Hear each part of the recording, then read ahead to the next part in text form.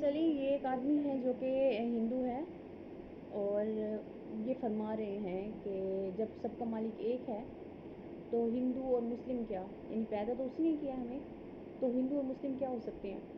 یعنی کہ جہنم میں صرف ہندو جائیں گے اور مسلمان جنت میں؟ یہ کون ہوتے ہیں فیصلہ کرنے والے؟ جب اللہ ایک ہے وہ جنت میں کس کو بھیجے گا، جہنم میں کس کو بھیجے گا، یہ تم ڈیسائیڈ کیسے کر سکتے ہو؟ چلو اس کے بارے میں جانتے ہیں ڈاکٹر ذاکر نائک کیا فرماتے ہیں۔ بے روزگار ہو، آپ نے بولا ہے کہ جو اسلام قبول کرتا ہے اس سے ہزاروں گنا معاف ہو جاتا ہے، مگر میرے حساب سے سب کا مالک ایک ہے، اور ایک مالک ہوتے ہوئے کس کو یہ نظر سے دیکھتا ہے اور کس کو وہ نظر سے دیکھتا ہے؟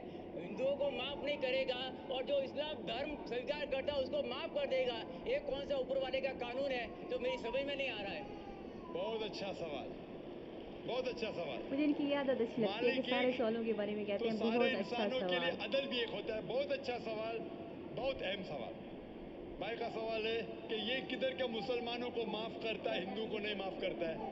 میں نے آپ سے کہا کہ جو انسان نام کا مسلمان ہے، اس کا نام محمد عبداللہ ذاکر ہے، تو وہ کافی نہیں جنت میں جانے کے لیے۔ مسلم کا مطلب وہ انسان جو امن حاصل کرتا ہے اپنی خواہش، اپنی مرضی سے خدا کے احکامات پہ عمل کرنے کے بعد، یعنی جو انسان اپنے مالک کے احکامات پہ عمل کرتا ہے اپنے وہ نفس کو سچا مار انسان دے، ہے۔ وہی سچا وہ انسان نام ہے۔ کا کیا ہے اس کا میں کوئی لینا دینا نہیں۔ یہاں میں کہہ رہا ہوں کہ جو انسان اللہ کے علاوہ کسی کے ساتھ شرک کر رہا تھا، آج شرک کرنا چھوڑ دیا، آج اس کے گناہ معاف ہوں گے، چاہے کوئی بھی ہو۔ آپ بھی اگر کہتے کہ میں شرک کرنا چھوڑ دوں گا، اللہ کے علاوہ کسی اور کی عبادت نہیں کروں گا جو ہندو مذہب کی کتاب میں لکھا ہے، اور میں مانوں گا آخری پیغمبر محمد صلی اللہ علیہ وسلم میں، چاہے آپ عیسائی ہے، چاہے آپ ہندو ہے، چاہے آپ یہودی ہے، آج آپ اگر اپنے مالک کا کہنا مانیں گے تو آپ کا مالک آپ کو معاف کرے گا۔ لیکن اگر آپ کہیں گے میرا مالک ایک، لیکن مالک کا کہنا نہیں مانیں گے تو مالک کیسا معاف کریں گا؟ مثال کے طور پہ ایک ایگزامینیشن ہوتا ہے، ٹیچر سارے طالب علم کے لیے برابر ہے۔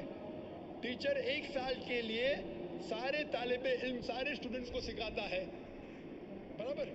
لیکن ایگزامینیشن میں جو ٹیچر پورے سال بھر سکھاتا ہے، جو طالب علم وہ ٹیچر کے سکھائے مطابق ایگزامینیشن پیپر میں لکھتا ہے وہ پاس ہو جائے گا۔ جو طالب علم ٹیچر جو سکھاتا ہے اس کے خلاف کام کرتا ہے تو ٹیچر کیا اس کو پاس کرے گا؟ چاہے وہ ہندو، مسلم ہو، عیسائی ہو، جو ٹیچر سکھاتا ہے اس کے اوپر وہ طالب علم اس کے مطابق۔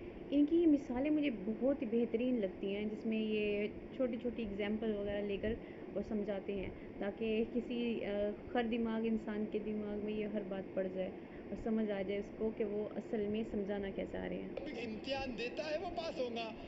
آپ کا مالک، ہمارا مالک ایک ہے، ساری کتابوں میں لکھا ہے، ہندو مذہب کی کتاب میں، یہود مذہب کی کتاب میں، عیسائی مذہب کی کتاب میں، اسلام مذہب کی کتاب میں، سکھ مذہب کی کتاب میں، کہ مالک ایک ہے۔ مالک کے علاوہ کسی کی عبادت نہیں کرنا چاہیے، خدا کے علاوہ کسی کی عبادت نہیں کرنا چاہیے۔ کل میں نے فرمایا تھا کہ اس خدا کی کوئی پرتیما نہیں، کوئی عکس نہیں، کوئی فوٹوگراف نہیں، کوئی پکچر نہیں، کوئی بت نہیں، کوئی مورتی نہیں۔ بے پھر شک اگر آپ اللہ تو مورتی نور دیں ہے۔ گے تو آپ مالک کا کہنا نہیں مان رہے۔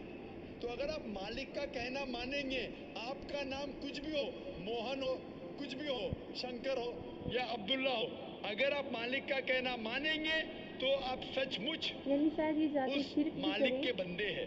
اور جنت میں اگر بھی آپ جائیں، مالک کا کہنا نعوذ باللہ۔ مانیں گے تو آپ کے گناہ معاف ہو جائیں گے۔ تو یہ عربی میں کہہ رہا ہوں کہ مسلم تو لوگ کو یہ لفظ سے نفرت ہے۔ اگر نفرت ہے تو میں مسلم لفظ کو نکالتا ہوں، میں یہ کہتا ہوں جو بھی انسان اپنے مالک کا کہنا مانتا ہے اور شرک نہ کرے۔ اسے عربی میں کہتے ہیں مسلم۔ لیکن آپ کو مسلم شبد سے نفرت ہے، مسلم شبد کو نکال دو۔ واقعی میں اس سے یہ کہوں گا نفرت ہی جو ہے سب خدا کے احکامات پہ کافروں کو۔ عمل کرتا ہے، خدا کے کلمات پہ عمل کرتا ہے، یہ مانتا ہے کہ خدا ایک ہے، اس کے علاوہ کسی کی پوجا نہیں کرنا چاہیے، وہ انسان کے گناہ وہ مالک معاف کریں گا۔ بے شک۔ آپ اگر مانیں گے خدا ایک ہے، آپ مانتے خدا ایک ہے، آپ مانتے خدا کے علاوہ کسی اور کو پوجنا نہیں چاہیے، مانتے؟ हाँ के नहीं मानते? आप मानते बुत परस्ती गलत है? आप मानते हैं कि मूर्ति पूजा गलत है? काफी आप कैसे मान मानते हैं कि सकते आखिरी हैं कि पैगंबर मूर्ति मोहम्मद पूजा सल्लल्लाहु गलत अलैहि वसल्लम है? नहीं मानते। चुप लग गई है। बोलते हैं जैसे शिव शंकर को पैगंबर बोलते हैं, जैसे साईं बाबा को ये समझो पैगंबर हो गए। ये हर फरिश्ते हाँ, ऐसे इनके ऐसे सारे आते गए। पैगंबर हैं। आपने मेरी 15 तारीख की तकरीर सुनी? मैंने नहीं सुना। मोहम्मद मेरे सल्लल्लाहु अलैहि वसल्लम का जिक्र मुख्तलिफ मजहबी किताबों में। आप कैसेट लीजिए, मेरी तकरीर है मोहम्मद सल्लल्लाहु अलैहि वसल्लम का जिक्र मुख्तलिफ मजहबी किताबों में। इसमें मैंने साबित किया हूँ कि मजहबी किताब बदलने के बावजूद सब मजहबी किताब में लिखा है कि आखिरी पैगंबर आने वाले हैं। उस आखिरी पैगंबर का नाम है मोहम्मद सल्लल्लाहु अलैहि वसल्लम। आप हिंदू मजहब से ताल्लुक रखते हैं? हिंदू मजहब की अध्याय 3 श्लोका 5 से 8 में लिखा है भविष्यवाणी मोहम्मद सल्लल्लाहु अलैहि वसल्लम की। आप पढ़ेंगे भविष्य पुराना पर्व 3 खंड 3 अध्याय 3 श्लोका 10 से 27 में मोहम्मद सल्लल्लाहु अलैहि वसल्लम का जिक्र है। आप कुंडब सुक्ता पढ़िए, अथर्वा वेद में लिखा है किताब number 20 him number 127 shloka number 1 से 14 में लिखा है मोहम्मद सल्लल्लाहु अलैहि वसल्लम के बारे में। आप पढ़िए अथर्वा वेद किताब नंबर 20 अध्याय नंबर 21 श्लोका नंबर 6 और 7 में मोहम्मद सल्लल्लाहु अलैहि वसल्लम का जिक्र है। मोहम्मद सल्लल्लाहु अलैहि वसल्लम का जिक्र है साम वेद में अहमद जैसा साम वेद उत्तर चिक मंत्रा नंबर 1500 लिखा है। यजुर्वेद में अध्याय नंबर 31 श्लोका नंबर 18 में। आप पढ़ेंगे ऋग्वेद किताब नंबर 8 अध्याय नंबर 6 वर्ष नंबर 10 में। आप अगर पढ़ेंगे अथर्वा वेद किताब नंबर 8 अध्याय नंबर 5 श्लोका नंबर 16 में मोहम्मद सल्लल्लाहु अलैहि वसल्लम के बारे में अहमद लिखा है। अथर्वा वेद किताब नंबर 20 हिम नंबर 126 वर्ष नंबर 14 में कई जगह लिखा है नाराज फंसा। नाराज फंसा मतलब वो आदमी जो प्रशंसा के लायक है। इसका अरबी में तर्जुमा होता है मोहम्मद। मोहम्मद सल्लल्लाहु अलैहि वसल्लम का नाम से जिक्र है हिंदू मजहब की कई किताब में।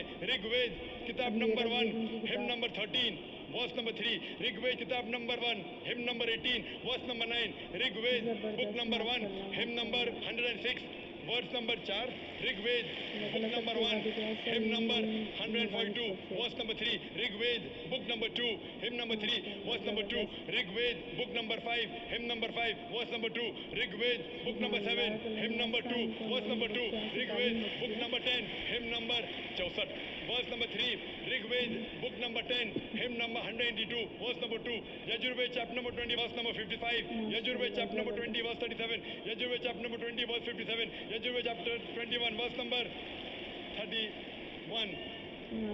मैं सिर्फ हवाले दे सकता हूँ आपकी किताबों में से सिर्फ घंटों तक जिसमें लिखा है मोहम्मद सल्लल्लाहु अलैहि वसल्लम आखिरी पैगंबर है। चुप। आज जो इस्लाम कबूल कर रहे हैं उनको ये समझाओ कि इस्लाम धर्म क्या है। उनको वो समझ तो में तुम मेरे भी सुनो समझ तो में नहीं सही आ रहा था भाई। इस्लाम बोलते माशाअल्लाह, किसको है। आपने कहा कि जो लोग इस्लाम कबूल कर रहे हैं उन्हें समझाओ इस्लाम धर्म क्या है। आप नहीं समझे, वो लोग समझे इसलिए तो इस्लाम कबूल किए। पहले आप तुम भी तो समझ समझेंगे जाओ तो आप भी ना। कबूल करेंगे। ये 10 रोज़ा कॉन्फ्रेंस जो था हमारा मकसद था बताने के लिए सारे इंसानों को इस्लाम क्या है।